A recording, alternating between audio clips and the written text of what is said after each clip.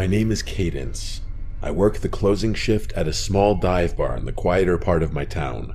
The place is right off the highway, but the parking lot also has a back entrance that's available to the general town. It's nothing fancy, just a dimly lit spot where the regulars know each other by name, and the jukebox has been playing the same rotation of classic rock for years.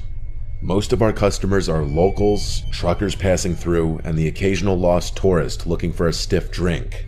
I like it though. The routine is predictable, the tips are surprisingly decent, and I've learned how to handle the usual bar crowd. The talkers, the flirters, the quiet drinkers, and the ones who just want to be left alone. Weekends are obviously a lot more hectic, but the thing about working during the week is that I'm expected to work my night shifts alone. I don't even get a bar back to pop in now and again. Yeah, it's obviously easier work and slower during the week, but I miss the company of my coworkers. I tend to be pretty vigilant during my shifts because we do get the occasional bar fight considering the kinds of crowds we attract. That's why I clocked the guy immediately. It was sometime after 1 in the morning on a Tuesday when he walked in. If I had to guess, I'd say he was in his late 40s, but he was extremely clean cut and well groomed. Not the kind of look you'd expect from a guy his age in an area like this. He was wearing a black turtleneck underneath a black trench coat. Definitely well dressed, but casual about it.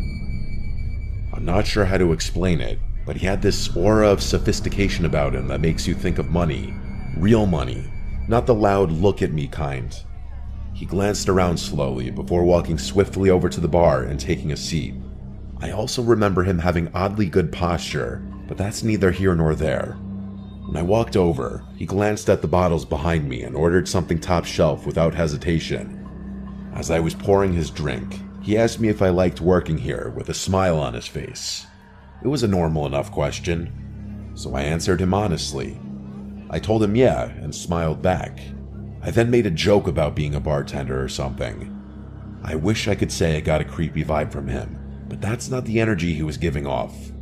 He genuinely seemed like a stand-up guy, kind of like the single dad at his kid's baseball game that gives the whole team a high five. He chatted with me for a bit, which I didn't mind since the bar was pretty quiet at that point. Eventually, he asked me if I ever thought about doing something bigger, which I admit was somewhat bizarre. Again though, not a totally creepy question given the nature of the situation. I gave him my standard bartender smile and told him I was happy for now. He nodded and sipped his drink, seemingly disappointed at my answer for reasons I didn't understand. After a long pause, he asked me what time I got off out of nowhere. That question surprised me. I hadn't picked up any kind of flirting from him whatsoever, so I was a little disappointed to discover that our conversation had just been another one of those empty attempts at getting my number. I smiled and gave him a vague answer, trying to brush him off in a friendly way without seeming uptight. Before he could answer, I busied myself and began wiping down the counter, but he didn't press. He just smiled like he already knew, then drained his drink and pulled out a crisp $100 bill, laying it gently on the bar like it was nothing. Then, without another word, he walked out into the night. I didn't really know what to make of the encounter. I know it sounds like nothing, but his demeanor was just so far off my radar that I was intrigued. Either way, I figured I was never going to see him again and got on with my life. As it would turn out though, I was wrong. About a week later, he came back. Only this time, he wasn't alone. There was a woman with him. She drew my attention since I hadn't seen her before. She looked like she was in her mid-30s and was dressed in a way that didn't quite match her age. Trendy, but off, like someone trying a little too hard to blend in with a younger crowd. I watched her closely as the two of them approached the bar. Everything about her seemed calculated, from the way she smiled too easily to the way she leaned against the bar like we were already friends. As I was setting down napkins in front of them, the very first thing she said to me wasn't a hello or a drink order, but a compliment. She put on this overly joyful smile and said, "You're so pretty." Her fingers brushed against my arm as she said it, lingering just a second longer than normal. I laughed and thanked her, but I could instantly tell that something was off about this woman. The man didn't speak, which I thought was also a little strange given that he had been so talkative last time. They ordered drinks and poured them, and that's when questions came flooding in. The woman asked me how long I'd been working here, along with how old I was and a bunch of other small talk questions like that. I answered in short, polite sentences, but I got the sense that this wasn't small talk. She was studying me. At one point, she looked over at the man, and it seemed like they were communicating despite not speaking. She looked back at me and told me that she ran an exclusive event club. She leaned in a bit as she said it, lowering her voice as if to prevent her being overheard by another patron. She told me that she's always looking for young, fun people for private parties, and that I'd make a killing, 10 grand for a weekend. I let out a small, forced laugh and told her it sounded too good to be true. She insisted that it was real, and told me that a bunch of girls like me worked for them. Her smile never faltered at any moment, which was starting to creep me out. She steered the conversation back to the job, circling around the same words. Fun, safe, exclusive. Then, casually, she said, "You should step outside for a second. There's someone who can explain it better." My pulse kicked up. I wasn't playing around at that point. I didn't even bother pretending like I wasn't creeped out. "I'm good," I said in a firm voice. No smile on my face this time. Just then, a group of customers walked in, laughing and talking loudly. The woman's expression changed in an instant, her friendly mask slipping just slightly before she turned to the man beside her. Without another word, they left. I'd be lying if I said I wasn't unsettled after that. Those random people had just propositioned me for God knows what. I told my coworkers and my boss about the situation, and we all agreed to keep an eye out should those people return. My boss assured me that he was always a 15-minute drive away should I need him, and the bar's security cameras were typically enough to deter any misbehavior. There wasn't really much I could do beyond that. It's not like those people had done anything illegal. I tried to push it out of my head, but a few nights later, after closing, I saw the car. It was parked across the street, engine off, just sitting there. I tried to tell myself it was nothing, but the feeling of being watched crawled over my skin like static. As I walked to my car, I kept my head down, my keys clutched tight in my hand. When I pulled out of the lot, I checked my mirrors. The car followed. It stayed back just enough to avoid suspicion, but every turn I made, it was still there. I took a random turn onto a side street, and it followed. Another, still there.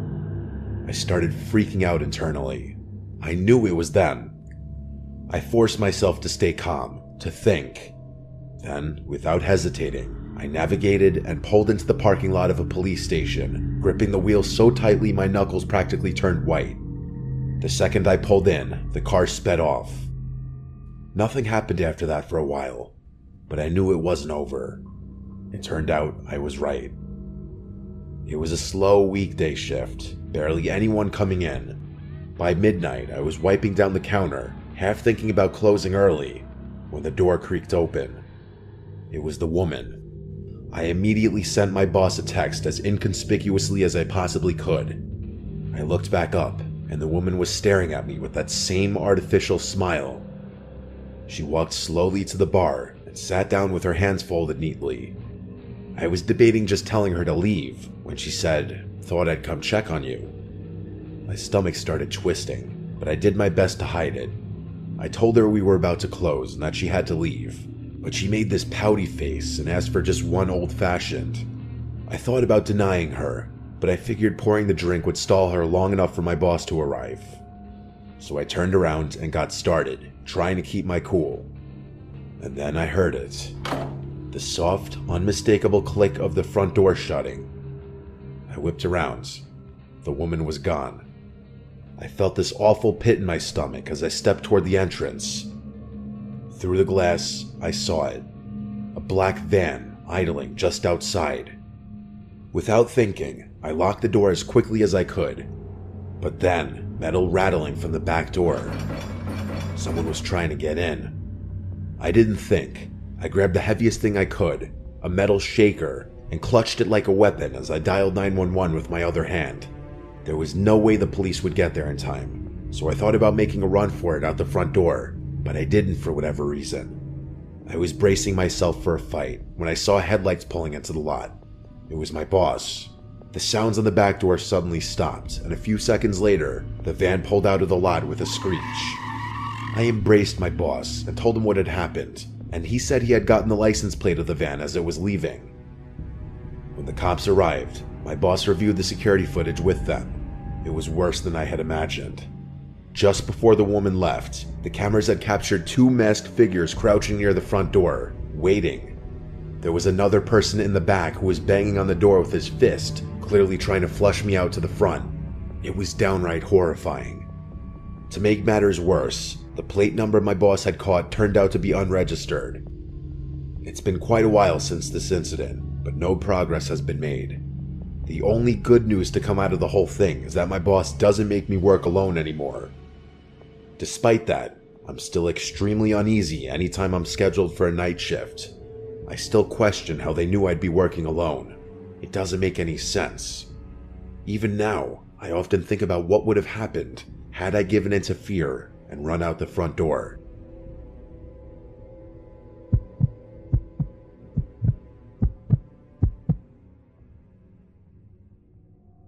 I used to work the night shift at a gas station / convenience store off a quiet stretch of highway.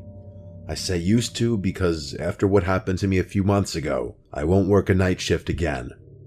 It's a small station, the kind that barely gets any business once it gets late. Most of my shift was spent restocking shelves, wiping down counters, and occasionally ringing up a trucker or traveler passing through. I remember the whole thing vividly. It was just past 2:30 in the morning. By then, even the truckers had mostly dried up, and I was left with basically nothing to do. I scrolled mindlessly on my phone, trying to kill some time. At one point, I stepped outside for some air, rubbing my hands together against the cold. I exhaled a few times, watching my breath disappear in the cold. The parking lot was empty, just the pumps, the road, and the dark stretch of trees beyond.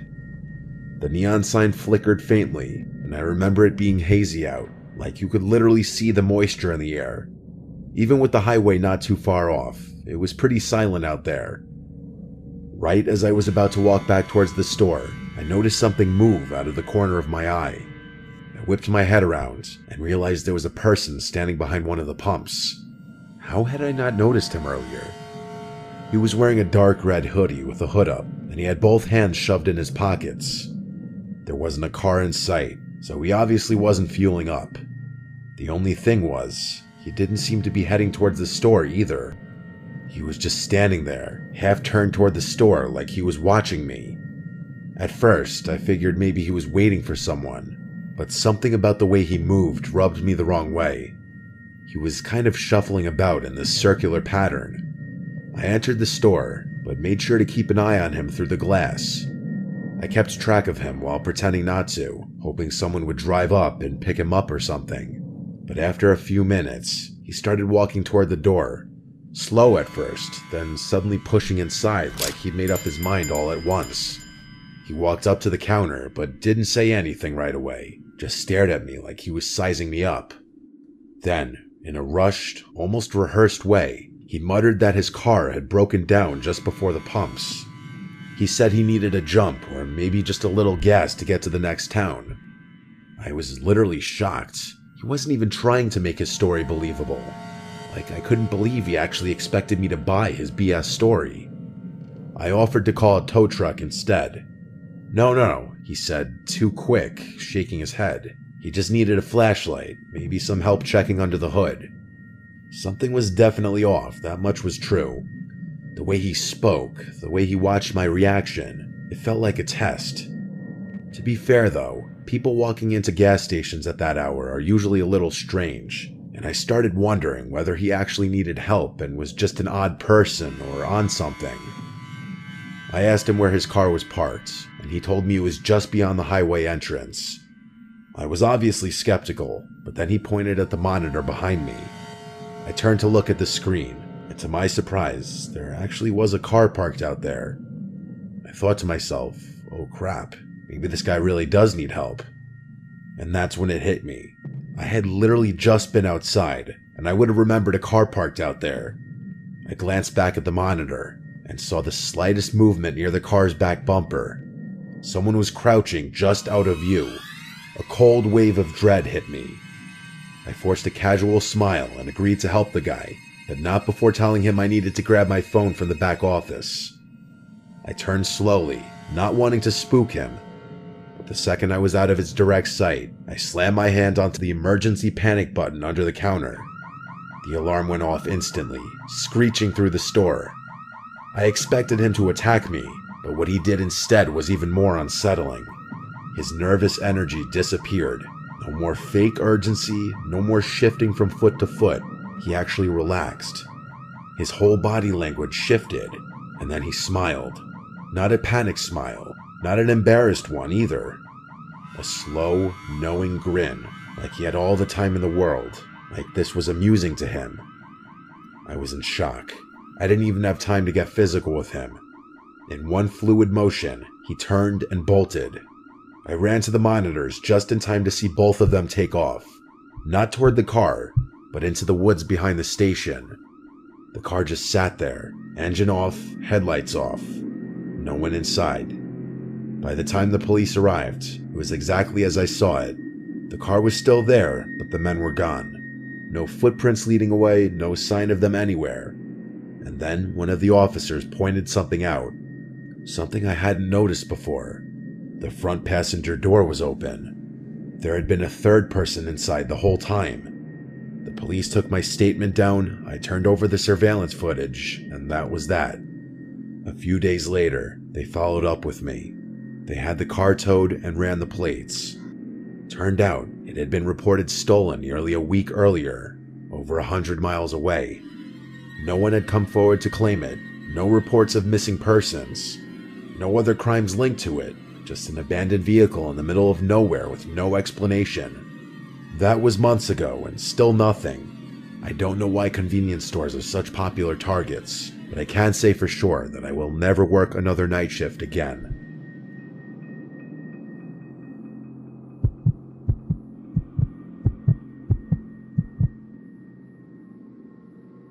This happened a couple weeks ago. I worked the night shift at Walmart. It's not the worst job in the world, but after a while, it starts to feel like you're just floating through time. The nights blend together. Same shelves, same routine, same dull hum of the overhead lights. Hopefully something better comes along. I usually hang out in and stock the electronics section, which is nice because it's quieter than the other areas. People don't exactly come rushing in at 2 a.m. to buy phone chargers and Bluetooth speakers. Most of the customers are either night owls killing time or truckers grabbing last-minute supplies before heading back on the road. That's why I noticed him. At first, I didn't think much of it. Just another guy wandering the aisles, probably waiting for someone. But after a few minutes, I realized he wasn't shopping. He wasn't even pretending to. He just kept appearing. Every time I glanced up, he was lingering nearby, hovering in the next aisle over or standing a little too still by the clearance section. He wasn't looking at anything. He was just standing there, watching me. I told myself I was overthinking it. The store is big and maybe he was just taking his time. But the way he moved, always just close enough for me to notice, never actually picking anything up, it set something deep in my gut on edge. I was waiting for him to just get on with it and ask for my number, but he never approached me. It was like he wanted me to see him, which didn't make any sense to me. I went to radio someone about it, but realized that the batteries in my radio must have been dead because it wasn't working. Eventually, I started debating whether I should go find a manager when I felt a hand wrap around my arm. I nearly jumped out of my skin, but before I could react, a woman's voice rang out loud. Friendly, overly familiar. She exclaimed, "There you are," before going on a little spiel about how she had been looking all over for me. I turned, completely thrown off, and saw a woman I had never seen before in my life. She was smiling, her grip firm on my arm, like we were old friends reuniting. Before I could say anything, she leaned in and whispered, her tone dropping to something low and urgent. "That guy's been recording you. Follow me." My stomach dropped. I turned my head slightly, just enough to glance back. The man was still there, only now he wasn't even pretending to browse. He was staring right at me. A cold wave of fear crept over me. I let her pull me. I didn't even question it. The way she grabbed my arm, the way she spoke so loud and casually, like we were two old friends reuniting, I clung to it. I was beyond grateful that someone had realized what was going on and put herself in an uncomfortable position just to help me. She kept up the act as we walked, rambling about something, maybe a trip she had taken, maybe an inside joke we supposedly shared. I barely processed the words. My thoughts were stuck on him. Had he really been recording me? That was creepy as hell. I wanted to know if he was still following us, but I couldn't muster the courage to turn around just yet. The woman steered me through the aisles, moving fast. I barely noticed where we were going, only that we were going, that the distance between me and that man was growing. In all honesty, I was kind of expecting her to quit the pretending to know me at some point, but she kept it up. At one point, it was getting a little uncomfortable, so I glanced behind me, and to my relief, that man was no longer following. The woman kept pulling me forward, though. I told her that we were good now and that we should probably go find my manager, but she just squeezed my arm tighter, telling me that he was lurking somewhere. I thought to myself, so what? What's he gonna do in a store full of employees? I was obviously worried at first because no one was around, but now that I wasn't alone, I started realizing that there wasn't much of a point in being scared anymore. I told her this, but she continued moving. I told her I was serious and planted my feet, twisting my arm slightly to loosen her grip. "You can let go now," I said, but she didn't. She smiled at me, but something in it was off. "Come on, just a little further," she said, basically tugging me at that point. I glanced around. The store was basically dead. We had moved past the registers, past the self-checkout, past the aisles that saw the most foot traffic. The warehouse section loomed ahead, dimly lit and nearly empty. Beyond that was the side exit, the one without cameras, the one employees used for loading shipments. That's when it dawned on me. She was leading me straight to the exit. I didn't think. I screamed for help as I yanked my arm free of her grasp with all my might.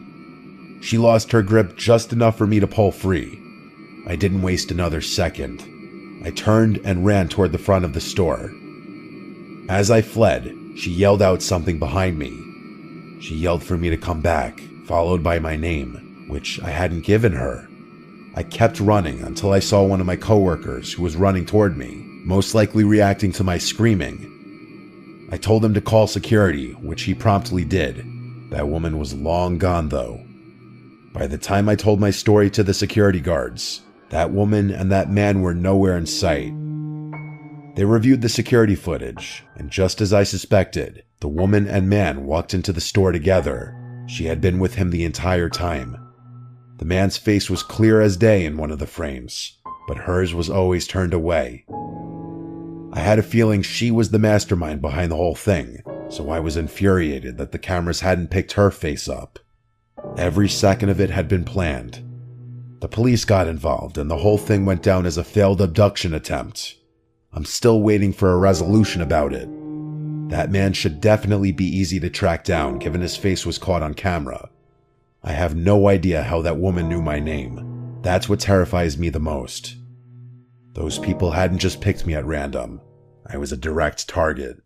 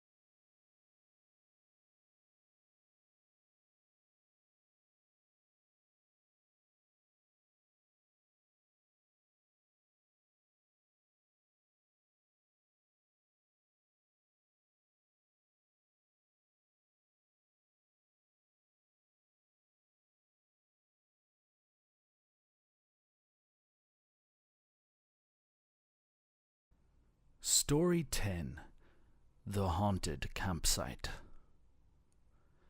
It was a warm summer evening, and we were heading back to our favorite campsite, a place filled with happy memories from our last visit. It was the perfect spot, secluded, peaceful, and surrounded by nature's beauty. We couldn't wait to relive the fun times and make new memories. In the car with me were my 3 best friends, Tracy, Aaron, and Hazel. None of us could hide our excitement. As we drove, we laughed and joked about the adventures we had last time, the late-night swims in the lake, the hilarious campfire tales, and the peacefulness of the morning mist. All of us were hoping for another dose of that blissful experience. The drive was just as scenic as I remembered.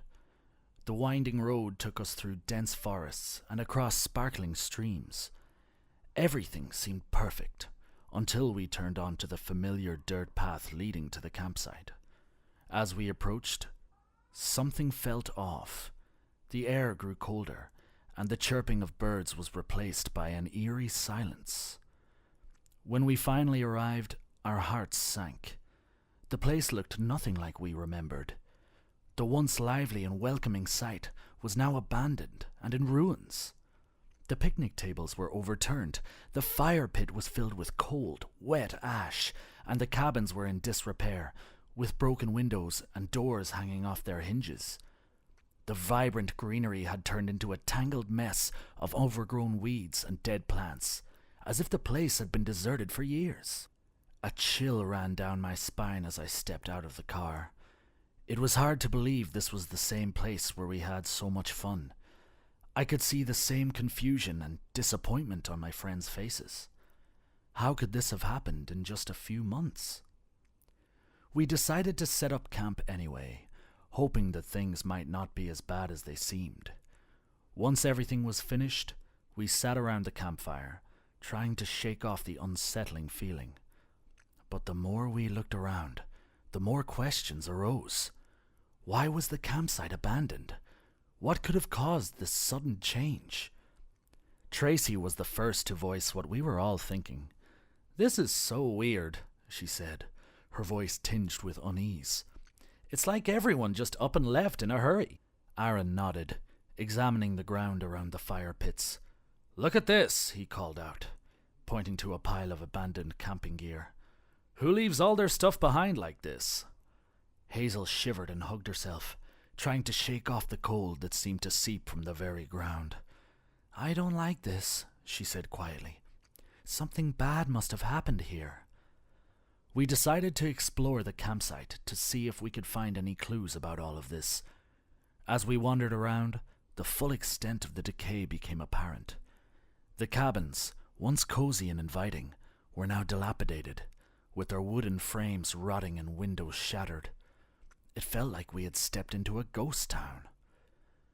We decided to stick together as we explored, not wanting to risk getting separated in such an eerie place. As we moved from one end of the campsite to the other, we found more signs of the abrupt departure. Half-eaten meals left on picnic tables, personal belongings scattered as if dropped in haste, and even a few tents that were still standing, their flaps waving in the breeze. Inside one of the tents, we found a journal. It belonged to someone named Lisa, and its last entry was dated just a week before. The entry was hurried and disjointed, describing strange noises at night and the feeling of being watched. The final sentence sent chills down my spine. "We need to leave. Something is out there." Reading Lisa's words, I felt a growing sense of dread. What could have driven everyone away so suddenly? And was it still here? We regrouped and shared our findings. "Maybe there's something in the main cabin," Tracy suggested. Reluctantly, we agreed. The main cabin was the largest structure on the site and had served as a communal area during our last visit. Now it loomed ahead of us, its door creaking ominously in the wind. Aaron took the lead, pushing the door open with a loud groan. Inside, the cabin was dark and musty. The furniture was overturned, and the walls were covered in deep scratch marks. Hazel gasped at the sight, and Tracy's face hardened with determination. "We need to find out what did this," Tracy said. "But we have to be careful.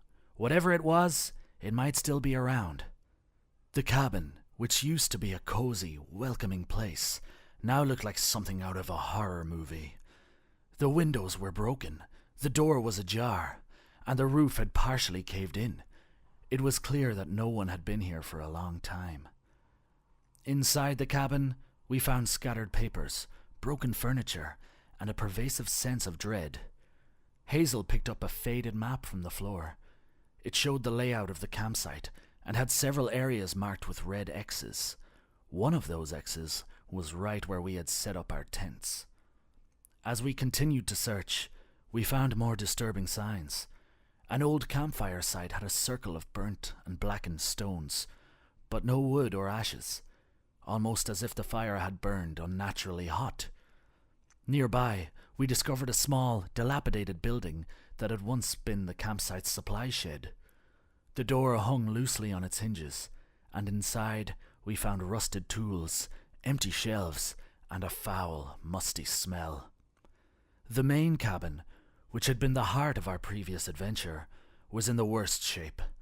The door creaked loudly as we pushed it open, revealing a scene of chaos inside. Furniture was scattered, and old, mouldy food lay on the floor. The most chilling discovery was made by Aaron. Behind the shed, hidden under a pile of debris, he found a journal. Its pages were yellowed and brittle, but the writing was still legible. The entries detailed strange occurrences at the campsite, unexplained noises, sightings of shadowy figures, and a growing sense of unease among the campers. The final entry ended abruptly with a single scrawled word: "Run!" We found a journal on the floor, its pages damped and stained. Flipping through it, we discovered it belonged to the camp's caretaker. His last entry was dated just a few weeks after our previous visit. It mentioned strange noises at night, sightings of shadowy figures, and an overwhelming sense of dread that had settled over the campsite. The final entry was hastily scrawled and barely legible, but the words, "We are not alone," stood out clearly. We all exchanged nervous glances. What had happened here? And more importantly, were we in danger? The abandoned site of the campsite, the eerie signs, and the ominous journal entries all pointed to something sinister. We needed to know the truth. Story 12. The Ghost of Point Wilson Lighthouse. I gotta admit it, I was young and dumb back then. This story kicks off in the summer of 2009, when I was 15. My friends and I decided to go camping at Fort Worden State Park, a place famous for its military history and old buildings. But the coolest part? People said it was haunted, and we couldn't resist testing our courage. So my friends and I had been planning this camping trip for months. We were a bunch of thrill seekers, and the idea of camping at a haunted park was just too awesome to pass up. Fort Worden State Park is located in Washington and has a pretty cool history. It started as a military base way back in the late 19th century, and it's full of old bunkers, barracks, and other historic buildings. The park's haunted vibe just made it even better for us. Finally, the day came, and we were so pumped. We packed our bags with all the camping gear, tents, sleeping bags, snacks, and of course, our phones to capture every moment. I had to deal with my mom's million questions since it was an overnight trip. My mom gave me one last stern look as we headed out the door, reminding me to stay safe and check in regularly. We jumped on the bus, and the ride there was full of laughter and ghost story banter. Some of us even tried to spook each other with tales of the park's haunted history. When we got there, we were all excited and a bit jittery. The park was even more beautiful than we had expected, with thick forests and amazing views. But there was definitely a mysterious feel to the place. We got off the bus around noon, and it was scorching hot. We were sweating like crazy, so we found a shady spot under some trees to set up camp. It was a weekday, so the park was pretty empty. Just a few couples and other small groups like us. Setting up the tents in that heat was a pain, but we got it done. Once everything was set, we chilled out for a bit. We spent the afternoon exploring the park, checking out the old buildings and snapping a ton of photos. The place had this cool mix of beautiful and creepy, especially around the old, run-down buildings. We met a few other campers and traded stories about the park. Turns out, a lot of them had heard the ghost stories too, so we weren't the only ones looking for spooky adventures. The day passed by pretty uneventfully, but as the sun started to go down, things felt different. The air cooled off, and we all got a little bit more excited and nervous. We knew the real fun was about to start as night began to fall. After grabbing some grub, we decided it was time to get the campfire going, so we gathered some wood and set up right next to our tents. Just as we were about to light it, a park staff member showed up and told us we had to use the designated fire rings. Total bummer, but we didn't want any trouble, so we moved everything over.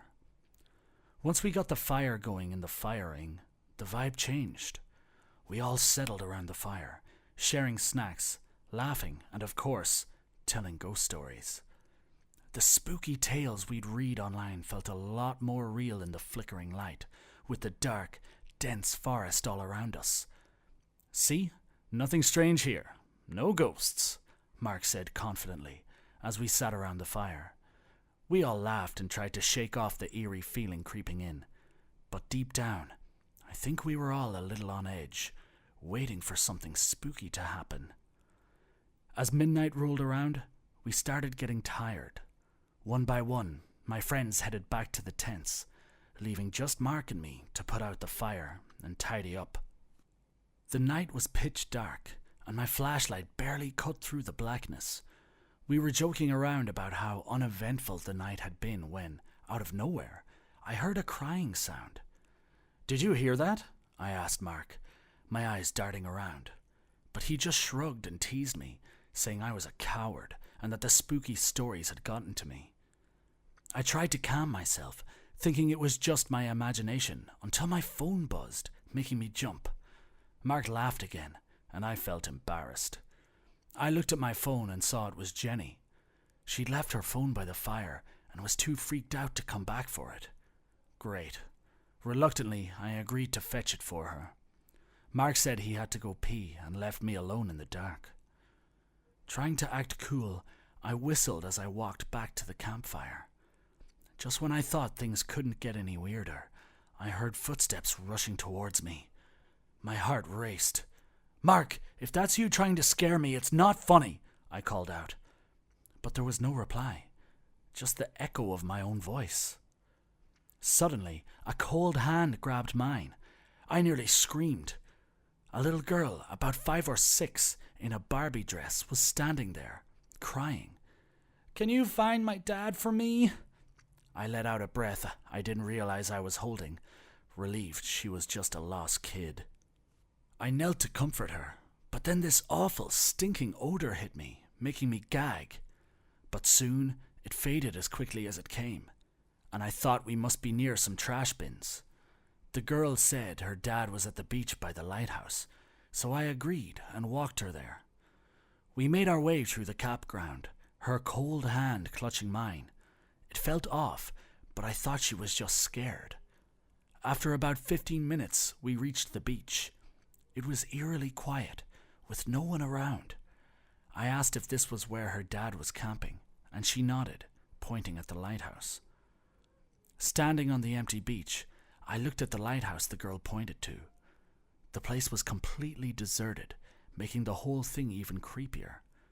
I started to feel uneasy, but figured we'd find her dad soon and this weirdness would be over.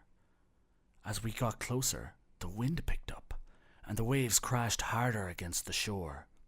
The lighthouse looked old and abandoned, and I began to worry if we were in the right place. "Is your dad really here?" I asked, turning back to the girl. But she was gone. Panic set in as I realized this situation was way more strange than I thought. Suddenly, the wind howled, and a strong smell of tobacco smoke filled the air, making me cough. The door of the lighthouse started to shake, as if someone was trying to get out. Fear gripped me, and I took off running back towards the campground. My heart pounded in my chest as I ran, and it couldn't stop racing even when I finally reached our tent. Mark and Jenny were standing there waiting for me. "Where have you been? We've been calling you!" Mark shouted. I tried to catch my breath and told them what happened. They both looked at me like I was nuts. The strong smell of tobacco smoke hung in the air, making me feel like I was being watched. We walked into our tent, and the night seemed to drag on forever. Sleep was impossible. Every little sound outside made us jump, and I couldn't stop thinking about the girl and the lighthouse. I kept checking my phone, waiting for the first light of dawn to finally break. The next day, we were all wiped out and still freaked out from the night's events. As we packed up to leave, I told everyone the whole story again, trying to make sense of it. Just before we left, I got a message in our group chat. It was a link to a story about the Point Wilson lighthouse. The article mentioned a girl who had gone missing after trying to find her dad, a lighthouse keeper, years ago. Chills ran down my spine. "Guys, they do exist," I said quietly. Story 11. The disturbing noise on the beach. Alright, let me set the scene for you. Imagine you're camping with your family on a peaceful beach under a blanket of stars, with the waves softly crashing in the background. The air is salty and fresh, and your dog is joyfully chasing crabs along the shore. That was me one summer night when I was 12, with my mom, dad, and our dog Max. We set up our tents, laid out our sleeping bags, and even got a little campfire going for roasting marshmallows. It was the perfect escape from the city. Our campsite was nicely secluded from the main beach, giving us some privacy. Nearby, a group of young folks were having a good time around their big tent, and there was this man in his 40s sitting alone, nursing some beers by his tent. Everyone seemed to be there for the same reason, to enjoy the beach and relax. My dad, a seasoned camper, picked the spot. He loved nature and wanted to share that with us. My mom wasn't as big on camping, but was there to keep us comfy. And Max? He was in heaven, running around all that open space. As the sun dipped below the horizon, painting the sky in brilliant colours, we settled in for what we thought would be a peaceful night. As night fell, the young group got louder. They were laughing, their campfire crackling and throwing shadows on the sand. They were clearly having a blast, passing drinks around and sharing stories. The lone guy, though, just sat there, sipping his beers and staring into the fire. He didn't seem to eat at all, just drank, his face lingering with unspoken sadness. It was like he was lost in his own world, miles away from everyone else. Hours passed, and my mom told me and Max to get inside our tent because it was getting cold outside. I reluctantly crawled into my sleeping bag, with Max sitting down beside me. Even from inside, I could still hear the young people outside, talking about packing up and heading out. Their voices were loud and slurred, definitely tipsy. Eventually, their noise died down, and it felt like we were the only ones left on the beach. The quiet was almost unsettling after all that earlier racket. I lay in the tent, listening to the waves, trying to sleep, but I just couldn't. You know how it is, trying to sleep in a strange place. My parents, however, were different.